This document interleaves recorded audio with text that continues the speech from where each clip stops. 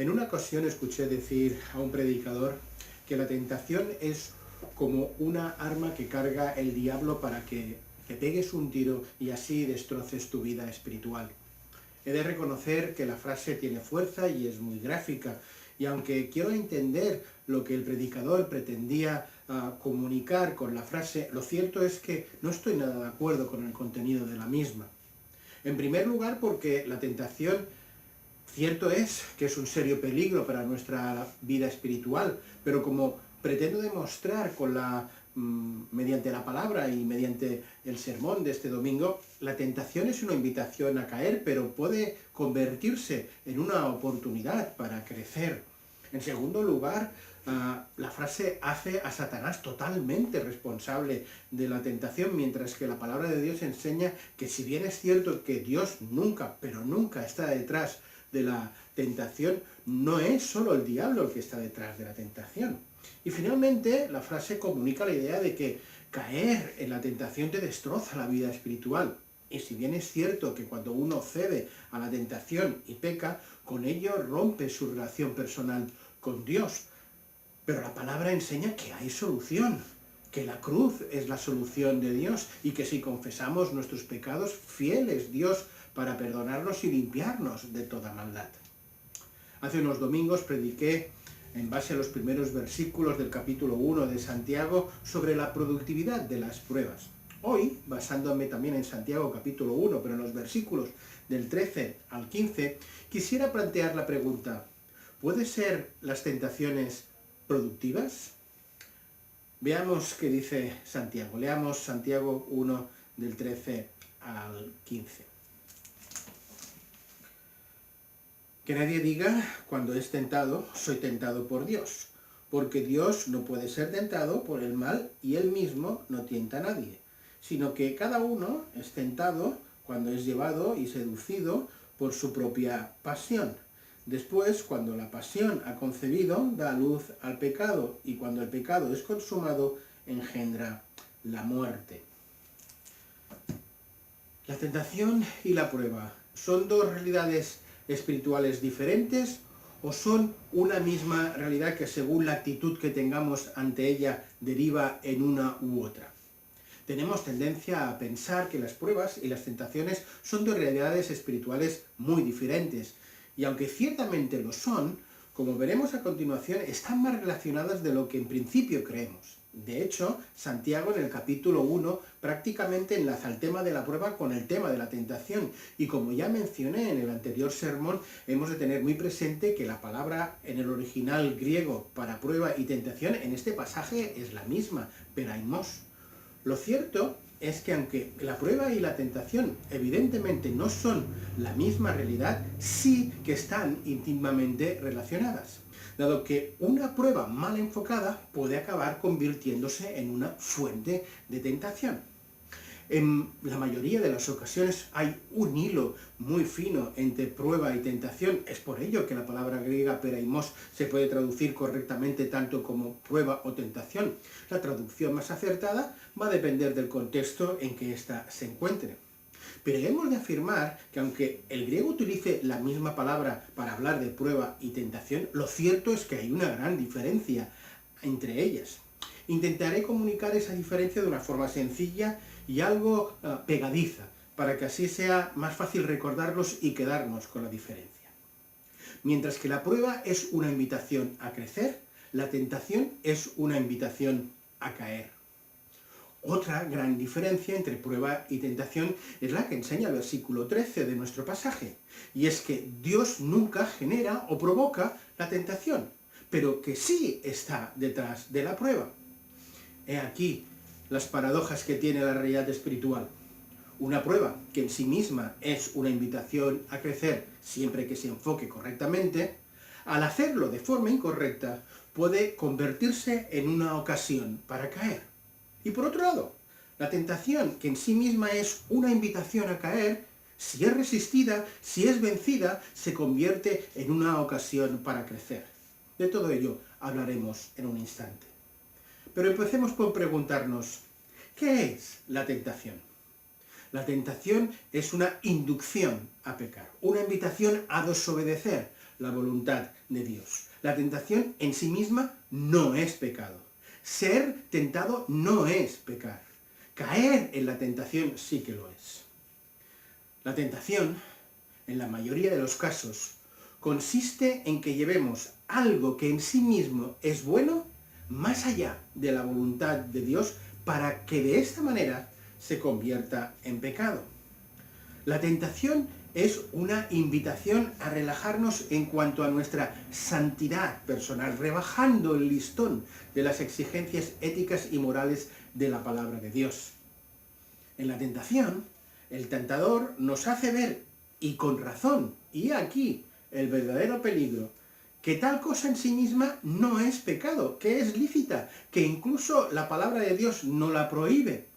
Pero en el proceso de la tentación, el tentador es tan sutil que aquello que en un principio es bueno y lícito, lo lleva más allá de la voluntad revelada por Dios, convirtiéndolo en ese momento en algo pecaminoso, en algo que nosotros como creyentes haríamos bien en decir no.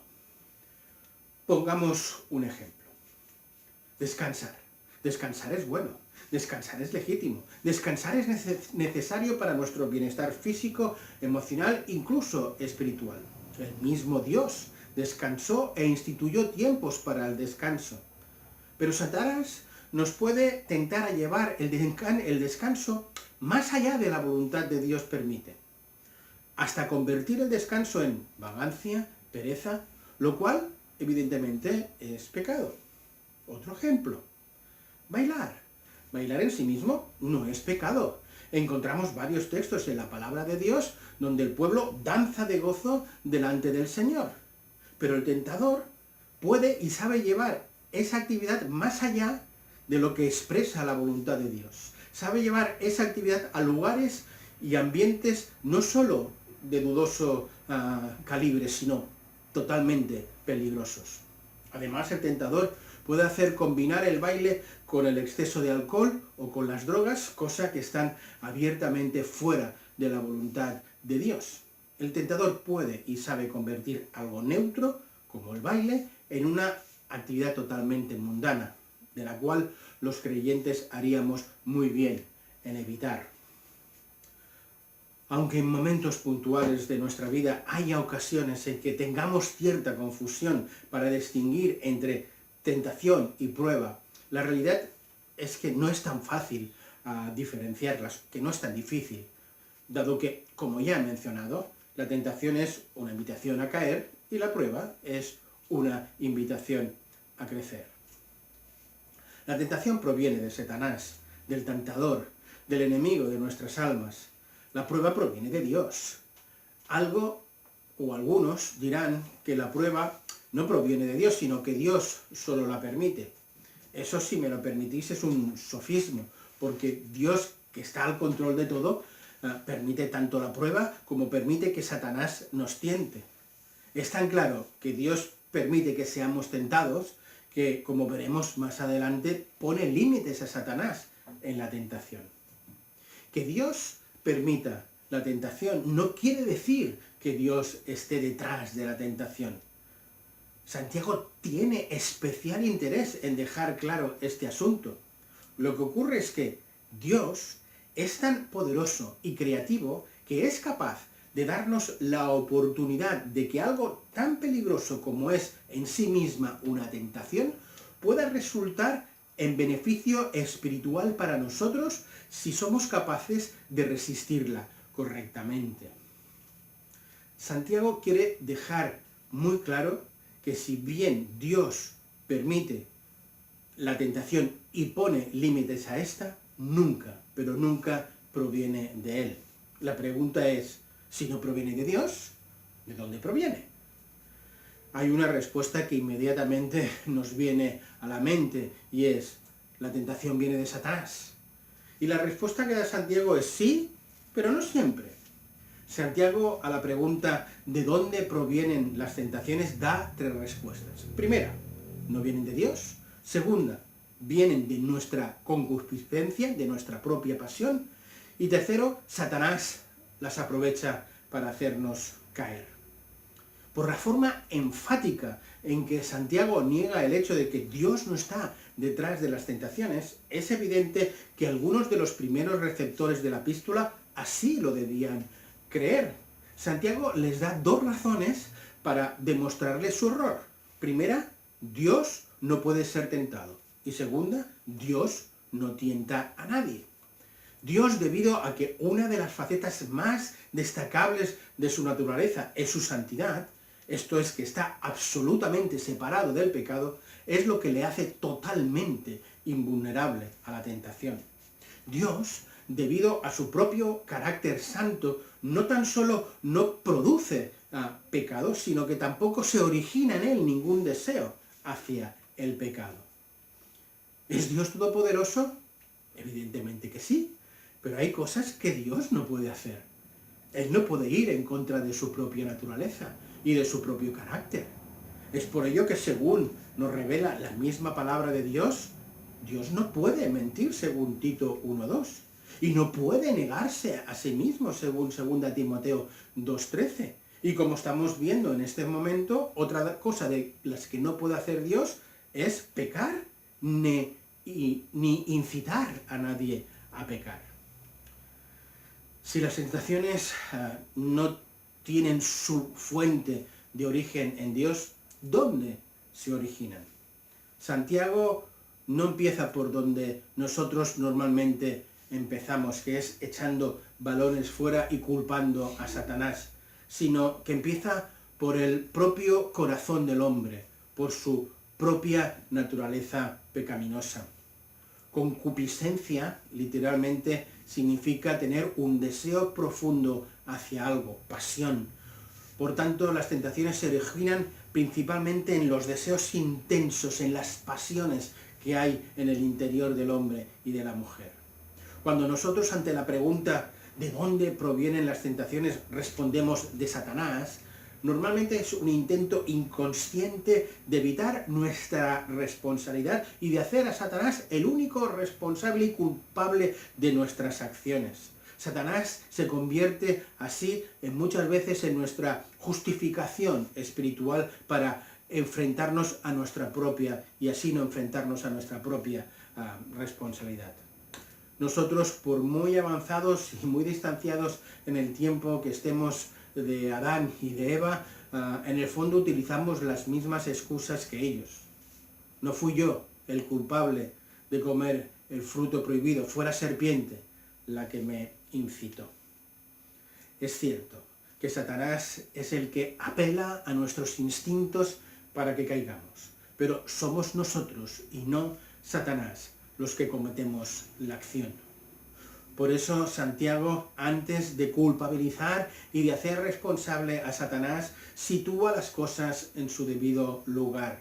Y nos dice que si bien Satanás es el tentador, éste se vale de nuestra propia concupiscencia para invitarnos a caer.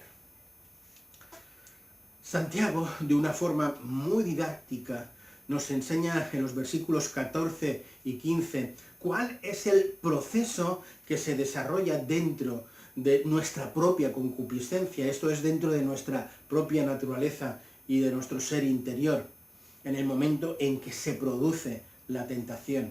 Él nos hace ver que en esa fracción de segundos en la que en ocasiones dura la tentación, se producen 4 pasos: atracción, seducción, concepción y alumbramiento, o dar a luz, como dice nuestro texto. Podemos decir que entre la atracción y la seducción son 2 fases de un mismo proceso. Hay un hilo muy fino entre las dos, pero una viene detrás de la otra. Una presupone una involucración del deseo más fuerte que la otra. La seducción es un deseo más fuerte que la atracción, pero lo cierto es que no hay seducción si antes no ha habido atracción. Pondré un ejemplo para que entendamos mejor este matiz. Pensemos en la declaración de Hacienda.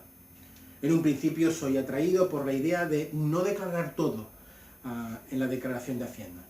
Me atrae la idea y la justifico pensando que eso de que el Estado somos todos es una frase muy bonita, pero es una falacia. que el Estado, además de tener mucho dinero, muchas veces me estafa a mí y no siempre utiliza el dinero de la forma que yo considero más sabia y acertada. Yo en ese momento tengo dos opciones. Por un lado puedo ceder y mentir en la declaración, o puedo decir, aunque toda esta argumentación pueda que tenga algo de cierto, lo que sí es cierto es que si yo no declaro, estoy mintiendo y estoy robando, y por tanto no lo debo de hacer. Y digo no a la tentación y hago correctamente la declaración. Pero en ocasiones se da el segundo paso, y además de ser atraído, ahora soy seducido al darme cuenta de que si no lo declaro todo, en vez de salir positiva, va a salir negativa y me van a devolver bastante dinero. Aquí la involucración de mis deseos es más fuerte que en la atracción. Ahora estoy siendo seducido, pero aún no he decidido, aún no he cedido, aún puedo hacer la misma argumentación que hice antes y decir finalmente que voy a hacer la declaración correctamente. Pero puede ocurrir que esa idea haya llegado a seducirme tanto que finalmente concibo en mi mente la manera en que voy a esconder los datos y planifico cómo voy a invertir ese dinero extra. Por ejemplo, en las próximas vacaciones. Este es el tercer paso, la concepción, cuando en nuestra mente ya se ha maquinado la acción y por tanto se ha dado forma al pecado en nuestra mente. El resultado lógico o natural de la concepción es el alumbramiento. Esto es, que se comete en sí el acto pecaminoso. Santiago, para ilustrarnos este proceso, utiliza el ejemplo de cuando una mujer concibe a un hijo y tiempo más tarde pues da a luz una vida. Es cierto que en el proceso de la concepción puede ocurrir un aborto natural. Por tanto, es cierto que en el proceso de la tentación también pueda pasar lo mismo. Esto es, que no se acabe produciendo materialmente el pecado en sí. Pero aunque al final no se haya cometido el acto en sí, como sí que fue concebida la idea, sí que se ha cometido pecado. Esto nos lleva a preguntarnos, primero, ¿toda tentación tiene que acabar en pecado? Y segundo, ¿en qué momento del proceso de la tentación empieza a haber pecado? A la primera pregunta hemos de decir que no toda la tentación tiene que acabar necesariamente en pecado. Como hemos dicho, la tentación es una invitación a caer, a hacer algo que va en contra de la voluntad de Dios. Pero yo puedo rechazar esa invitación. Yo tengo la capacidad de no aceptar esa invitación. Como nos enseña el libro de Romanos, yo ya no soy esclavo del pecado, yo ya no soy esclavo de mi propia concupiscencia y puedo y debo decir no. En cuanto a la segunda pregunta, ¿en qué momento del proceso de la tentación empieza a haber pecado? Hemos de decir que no hay pecado mientras uno es atraído y seducido, porque aún no ha cedido. Se está produciendo una lucha entre la voluntad de Dios y la de la carne, y mientras hay lucha, hay posibilidad de victoria. Cuando se entra en el tercer paso, cuando uno coincide en su mente, es cuando ha pecado. Aunque nunca llegue a materializar el acto en sí. Jesús es muy claro a este respecto. Jesús dice que un hombre puede mirar a una mujer hermosa y ser atraído y seducido por ello. Pero cuando ese hombre la mira ya con codicia y la codicia en su corazón, Jesús dice que ya ha adulterado con ella en su corazón. Lo cierto es que se puede pecar sin acabar pasando a la acción. Es cierto, es evidente que no es lo mismo pecar con nuestra mente que pecar con los actos. No es lo mismo, no porque una cosa sea menos pecado que la otra, que no lo es, sino porque el hecho de que cuando yo peco mentalmente, lo único o al único al que tengo que pedir perdón es a Dios, porque es al único al que ofendí. Pero por el contrario, cuando cometo la acción, esa acción normalmente involucra y implica que he hecho daño o he ofendido a una o a más personas, por lo cual, en esta ocasión, además de pedirle perdón a Dios, le he de tener que pedir perdón a otras personas. Es por esta cuestión que no es lo mismo pecar con la mente que pecar con la acción, porque involucramos a más personas, no porque sea menos grave pecar con la mente que con la acción. ¿Cuál es la consecuencia de ceder a la tentación? La muerte, la separación de Dios. Las consecuencias es que hemos caído, hemos ido en contra de nuestras propias creencias, hemos quebrantado la voluntad de Dios, hemos ofendido la santidad de Dios, hemos roto nuestro pacto de lealtad con Él y en muchas ocasiones incluso hemos hecho daño a terceras personas. Cuando pecamos, Dios no nos abandona, ni nos deja solos, pero nuestra comunión íntima con Dios se ha resquebrajado. Y el Espíritu Santo, que está en nuestro interior, lo hemos contristado y lo hemos apagado.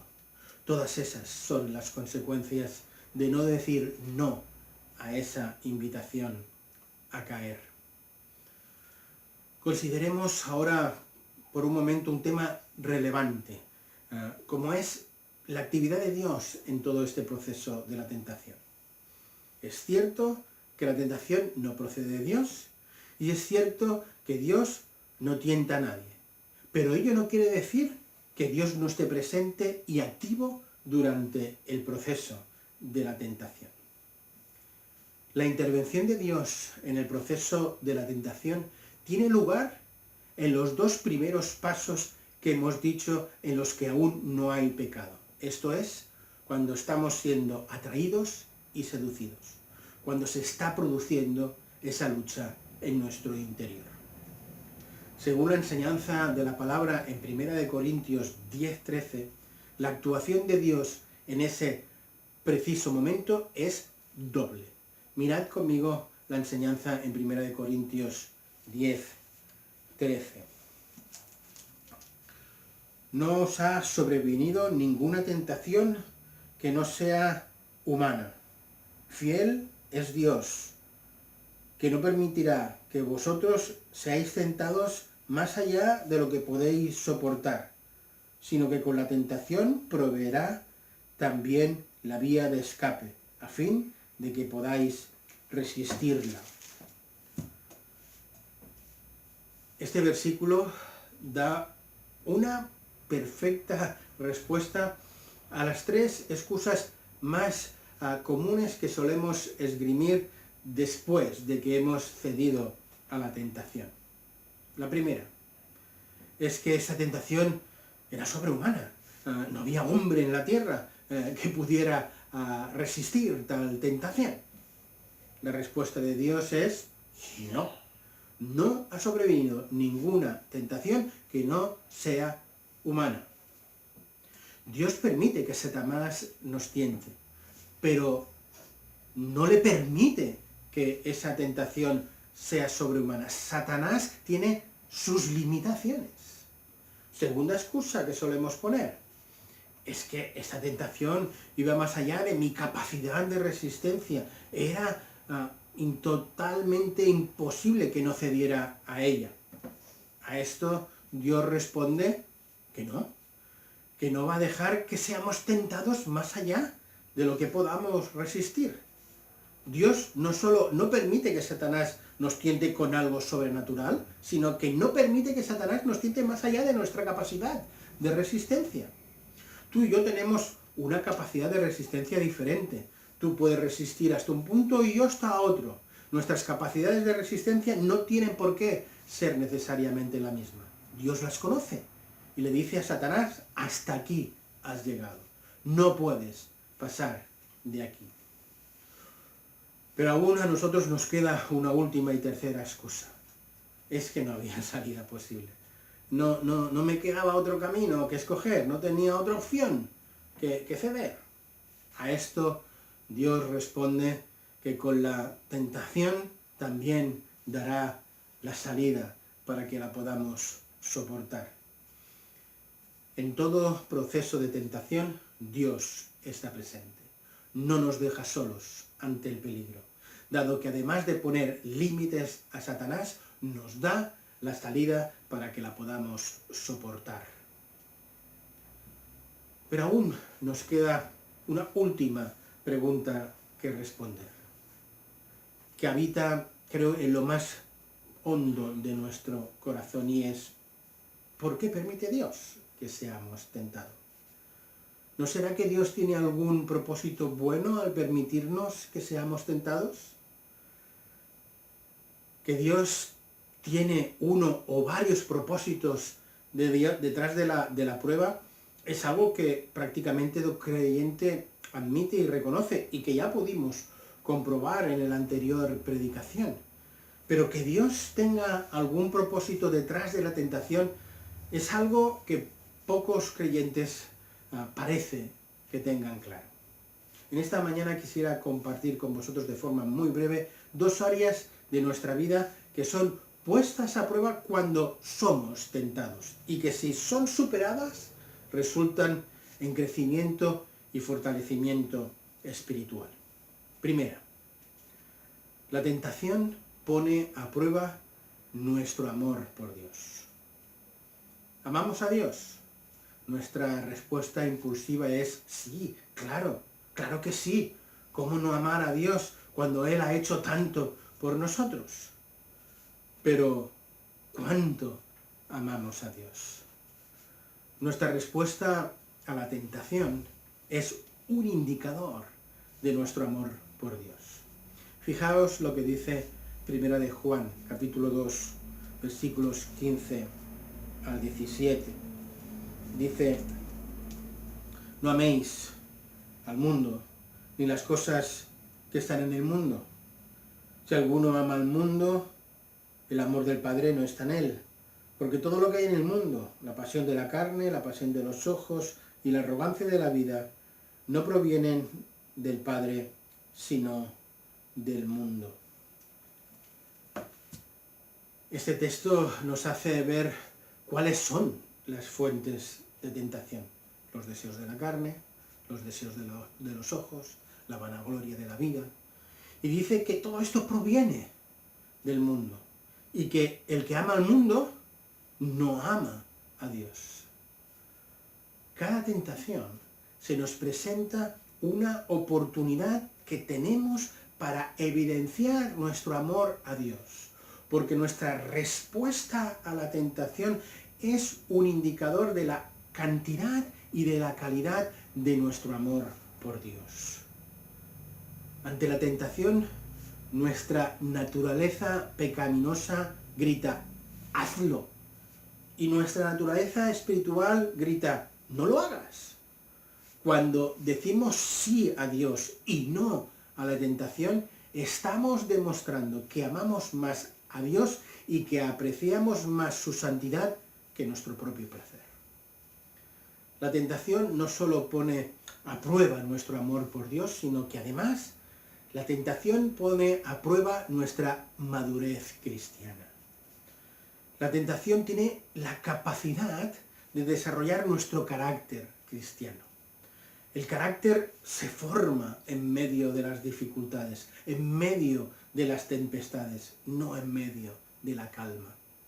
Es en medio de las tempestades de la tentación, cuando sale a reducir nuestro verdadero yo. Es allí cuando la tentación se nos presenta como una oportunidad para crecer.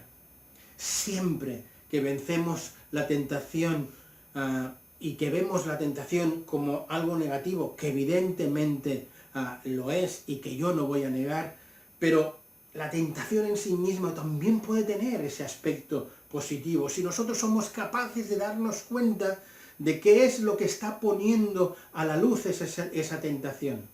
Si nosotros somos capaces de ver por qué nos está costando decir no a esa cuestión. Cuando somos tentados por algo y inmediatamente decimos no, es evidente que en esa área no hay problema.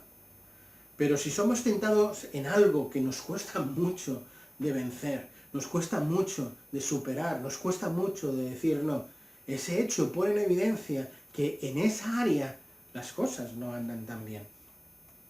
Dios desea en nosotros hacer algo más hermoso que simplemente darnos la salvación y la victoria sobre el pecado. Él quiere reemplazar ese pecado por cualidades positivas para nuestra vida cristiana. Nuestra lucha con el pecado debe servir para ayudarnos a crecer, debe servir para ayudarnos a subir peldaños en nuestra madurez espiritual. La tentación la utiliza Dios como una lupa, como un vidrio de aumento, pues gracias a la tentación podemos ver no solo cuánto trabajo aún a Dios le queda hacer con nosotros, sino también dónde residen las áreas en que hay que hacerlo. La tentación tiene la habilidad de sacar lo peor de nosotros. Y aflora lo peor. La tentación sirve para sacar a la luz aquello con lo que tengo que trabajar, aquello que está impidiendo o poniendo obstáculos a mi crecimiento espiritual. La tentación, no lo neguemos, conlleva riesgos. Existe la posibilidad de caer, de pecar, pero también existe la posibilidad de crecer, de madurar. Sí, Dios permite que seamos tentados, para así poner a prueba nuestro amor por Él y poner a prueba nuestra madurez cristiana. Pero lo más maravilloso de todo lo que hemos visto con anterioridad es que Dios no nos deja solos en el momento de la tentación. Dios permite que Satanás nos tiente, pero le pone límites y nos da a nosotros la salida. No lo neguemos, la tentación es peligrosa, pues es una invitación a caer por parte del enemigo. Pero nuestro poderoso Dios y bondadoso Dios hace que esa invitación para caer pueda convertirse en una posibilidad para crecer, de crecer en nuestro amor por Dios, de crecer en nuestra propia madurez. Todos los que estamos aquí tenemos que hacer frente diariamente a la tentación. Cada día somos tentados de una y mil formas para vivir de una forma independiente de Dios, para vivir a nuestra manera en vez de a la manera de Dios.